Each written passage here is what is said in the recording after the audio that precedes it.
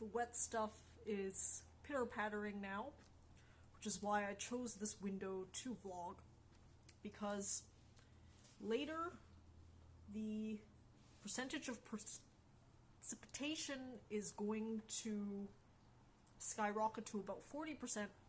Right now it's only 20%.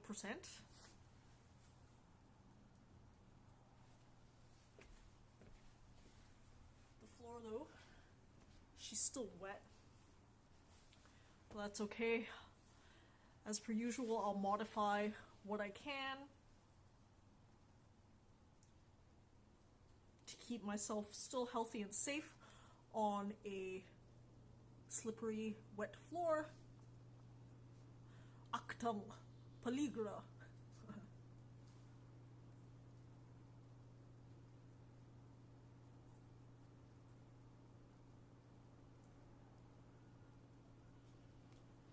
I think I can simultaneously be very direct, honest, and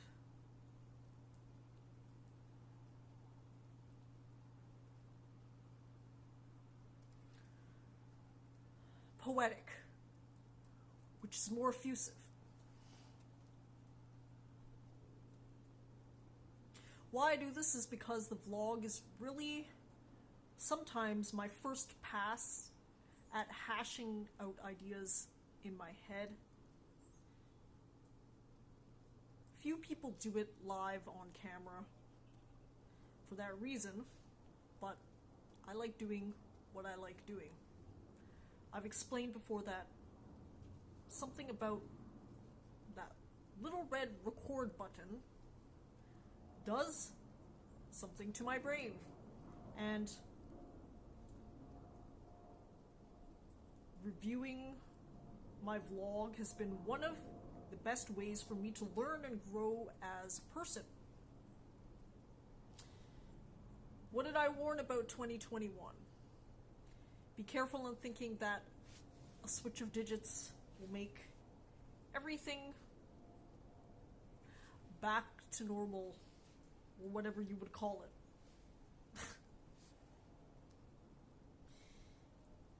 In some ways, I think that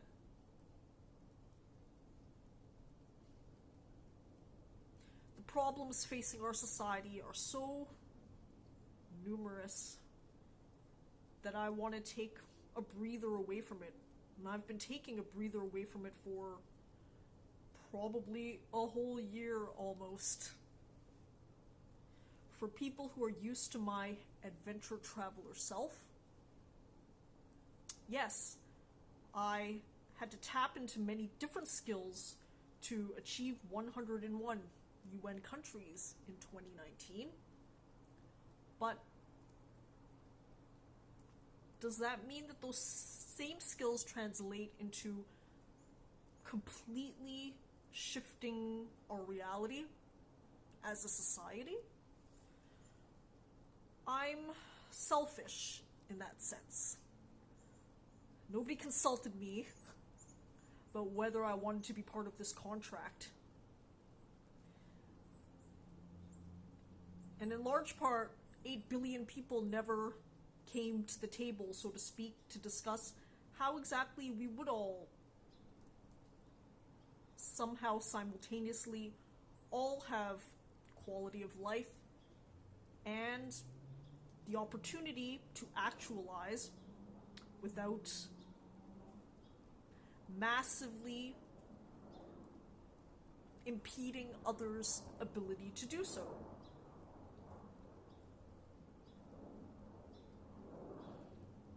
This is largely a game theoretic question. There's a maximum holding capacity of any system.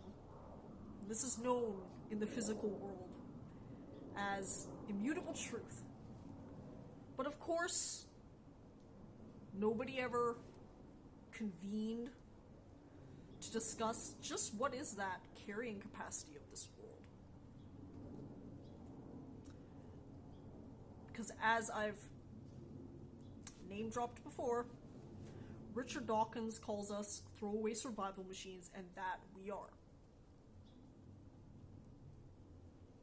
The given the physical and chemical laws of the Big Bang and then the subsequent universe, genes learn to copy themselves. And they've just basically been doing the same thing again and again, but many differential experiments have happened over time, these last couple billions of years. And the genes that are good at propagating are ones that have conglomerated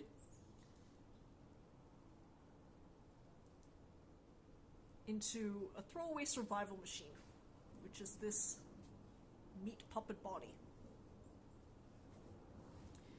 And of course, brains also evolved from this process. But what's so tricky is that we're just really at the early stages of neuroscience. With our ability to image brains in fMRI, we've learned so much about the brain, a lot of which contradicts the theories that we had only dreamt of earlier. So what does that mean for us? First of all,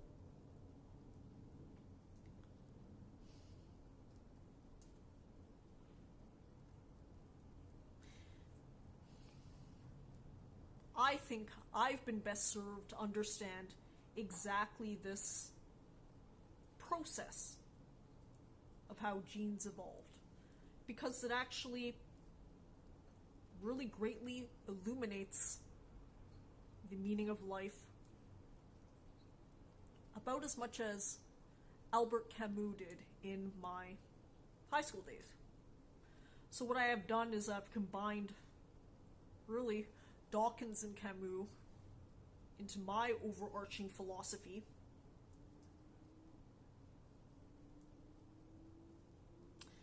Part of the problem is that I want to express this overarching philosophy, and it's difficult to. So what I do is I aim for repetition, but in different ways. As the very accessible entrepreneur Gary Vee often shouts from the rooftops, repeat, repeat, repeat, because the way the brain works is that sometimes it's just in slight difference of word, slight difference of environment that makes the idea sticky.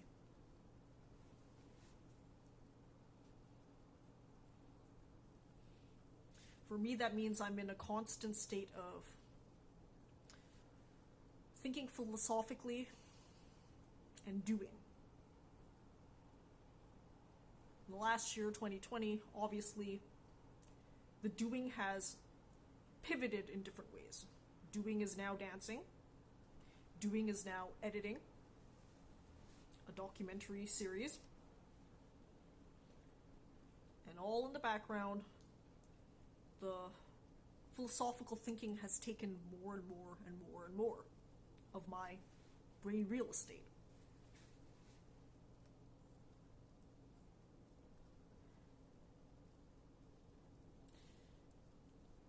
For as much as I talk about being an adventurer, I think sometimes I concentrate a lot on the observable adventure, which is, as my YouTube has cataloged, Makeup Free Mondays,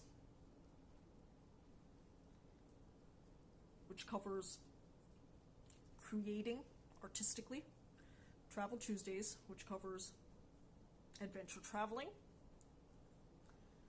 What the Fuck Wednesdays now, which covers extreme sporting and maybe extreme thinking, Fierce Fridays, which covers wild animal and other animal encountering. Every so often I do a special one-shot on Slutty Sundays, but that's still something that I have to think about actively. But now on the Wednesdays, while also breakdancing, I've explored a lot of what I think And I do so in depth and detail because I know what I think is different from the norm, and it's been helpful to people who've reached out to me. Okay, I'm far from a very charitable, nice person, but obviously this activity of me talking live on screen is helpful to both me and some people out there. So it's worth continuing because what the fuck else are we gonna do during these times?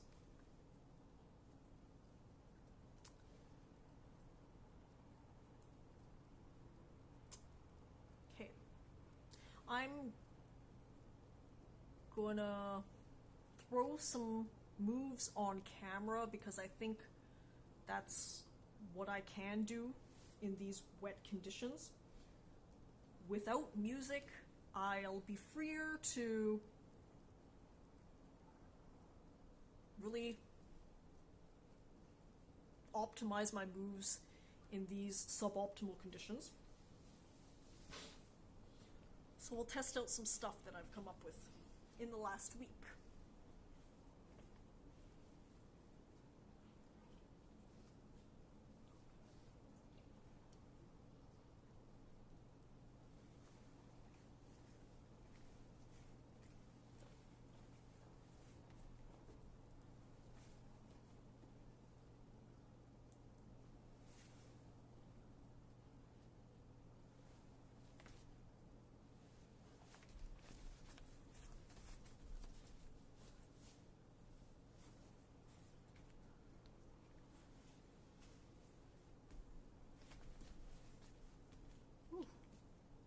It's hard to find a nice spot on this deck here.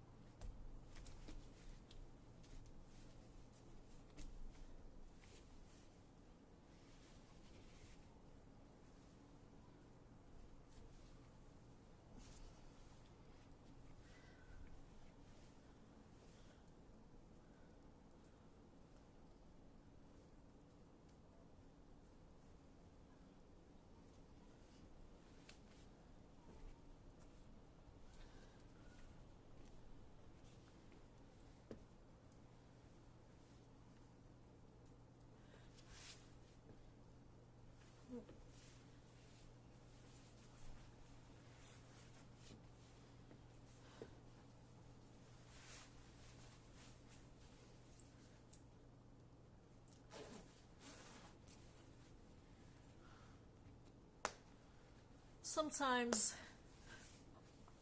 when we touch, the honesty is too much. Okay. So why do I continue to still dance when there are some clear and present dangers? I think sometimes we all too often look at danger and think that danger is the only factor to consider, but life is dangerous and it always has been. If you were birthed into this world against your will like I was,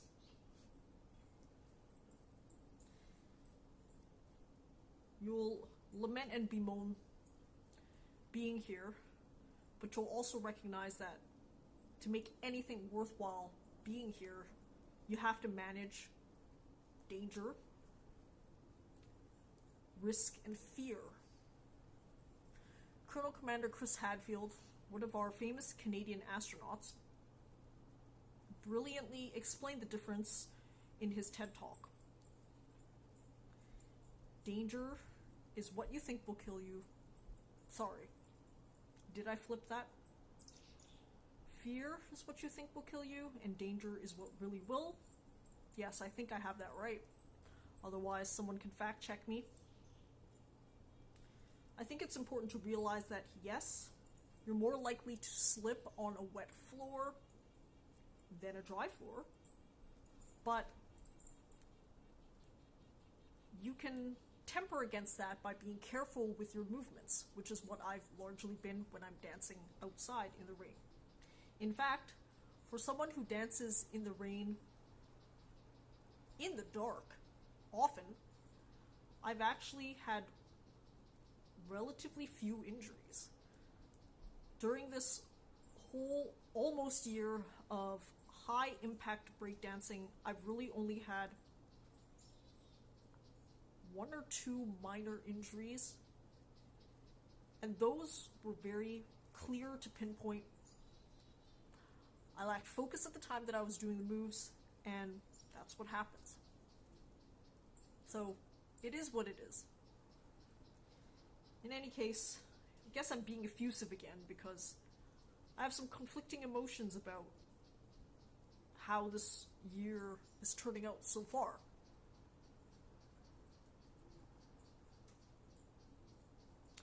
I'm already in the very, very fortuitous position of having done mostly everything I could have ever wanted to before the pandemic shut all of those opportunities off. In my constant talking about the philosophy of travel and adventure, I've recognized that the worst position would to be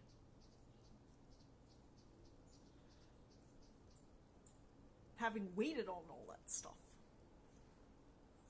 Now we have people waiting, some of their best years being waited away due to the conditions. But then at a certain point, we're going to have to ask ourselves, okay, what exactly are we doing anymore?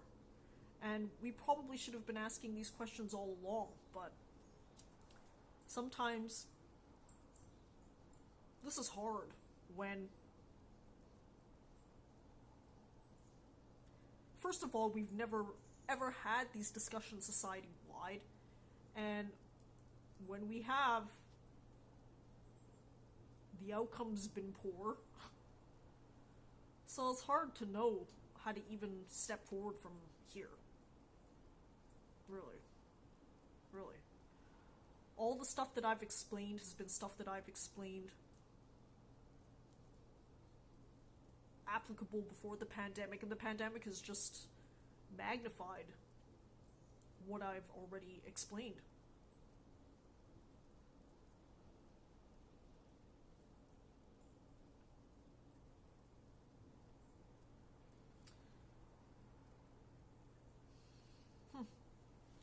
Okay, so I'm obviously trying my best to express what it is I want to express. But what it is I want to express keeps changing now.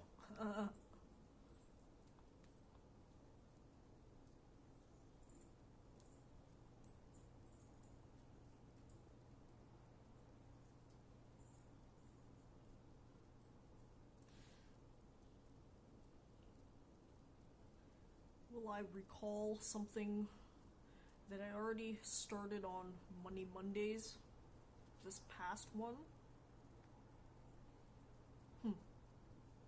Okay. Let's travel down that road in my brain.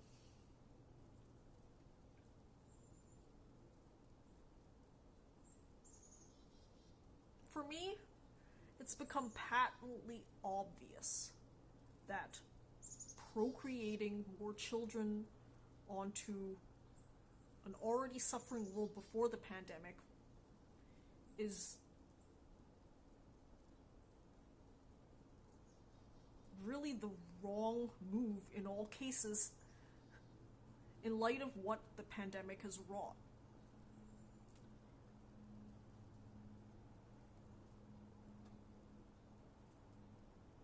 I guess I'm just curious as to why people who are so obviously struggling with this game of life would think that bringing more players in that you have to be directly responsible for would make it any better. That's when I have to remind myself, okay, this is the genetic game. This is the genetic game that many people are under the influence of without knowing that they are. So when people ask me to recommend them a book, I would recommend Richard Dawkins' The Selfish Gene. Yes, Richard Dawkins himself has children, but his words about biology can still be true. From a biological standpoint, we are throwaway survival machines for the genes which we contain. Okay. Any purpose, any meaning has never been biologically encoded. Even though genes replicate, that's very far from being the purpose of life. They replicate because it's just what they do, given the physical and chemical properties of this universe. That's it. There's nothing more, nothing less. But obviously, because that's what they do, now that we've evolved these complex structure called brains backwards justify it in many, many ways, even though the conditions of the world are far too harmful to have that be a morally good choice. Maybe I'll take myself as a good example. Okay? Far too often, people concentrate on cute little baby. Okay? They never think about that cute little baby who, in their 30s, might lament the condition of the world, who at the very least has to contest with questions of meaning and mortality.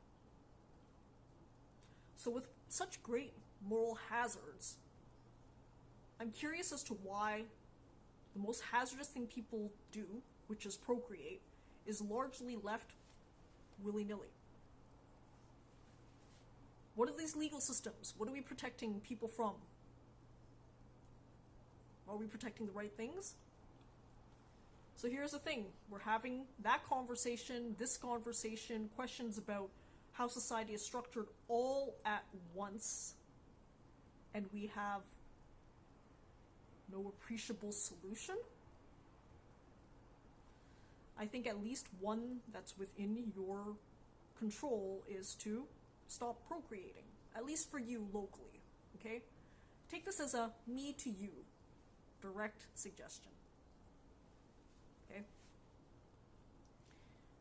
By stopping procreating, at least for you, yourself, you'll never have to look your kid in the eye and explain to them why they thought they could gamble with your life.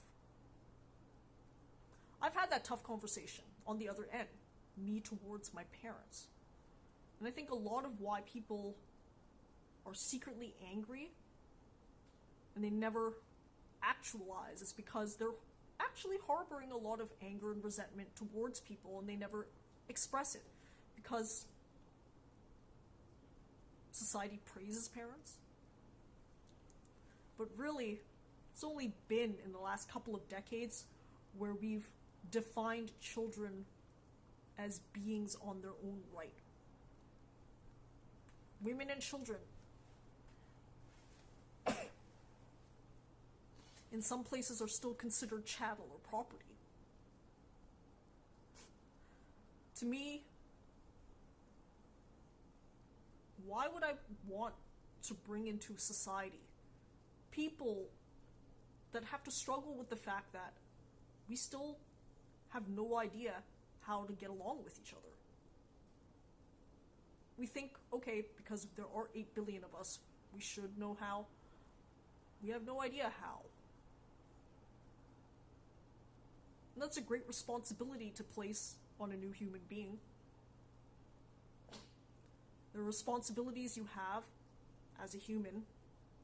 No one ever asked before you became human whether you want these responsibilities.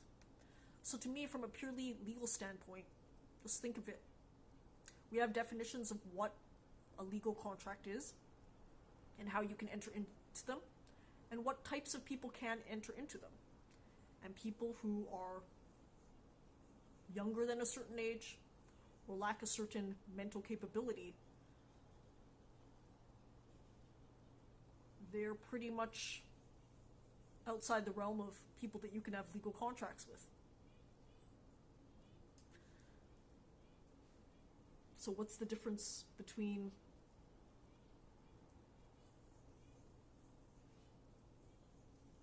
those you never asked? Because they have literally no ability to say yes or no. You basically downward forced it on them one way. And I think that's hugely problematic. And that's something I would never even want to get into. First of all, I'm really lucky. I'm a genetic maladaptive creature. I don't have any desire to have my own biological children. I don't have any desire to adopt children. I don't have any desire to have that responsibility in any way, shape, or form. So I'll never have to explain to someone why I thought it was good or okay to gamble with their life, why I thought that it was good or okay for me to subject them to the suffering of this world. I'll never have to have that conversation, and trust me, it's a difficult one, being on the other end, someone who was brought into this world against their consent. I've had that conversation with my parents, and it's a tough one to have. And I think the fact that my parents recognized that they made a mistake, that they were in way over their heads, that they would have been better off not having me, shows how much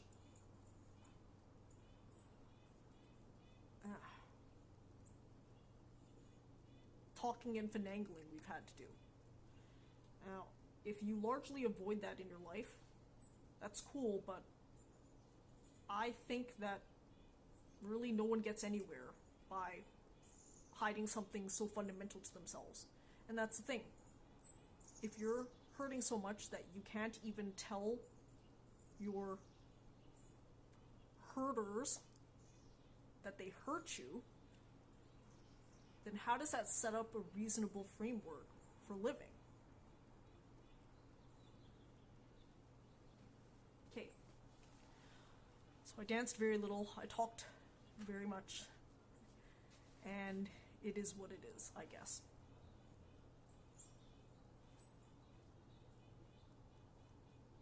Part of me editing my documentary together has been very cathartic. As I mentioned before, I'm definitely going to get philosophical. My question is, how do I do this? Do I have a goal to even be entertaining? Is that the goal of this vlog at all? No. The goal is that this vlog does what it does for me personally, and whatever it does for others is collateral. It's the way it's been for me since the beginning, and it's going to be the way it is for me now.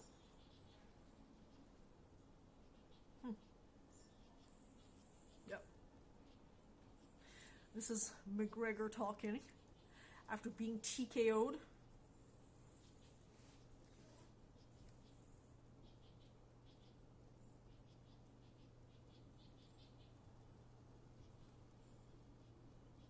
Well, if it is, that's the smartest he's ever sounded.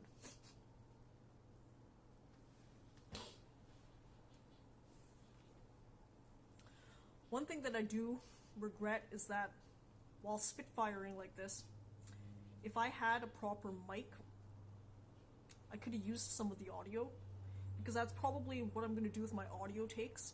I'm just going to allow myself to speak freely, openly, as I always have been. And then probably take large chunks as they are. That creative style feels free to me. That creative style feels like the creative style I want to use. So we'll see. In any case, I still did some dancing today.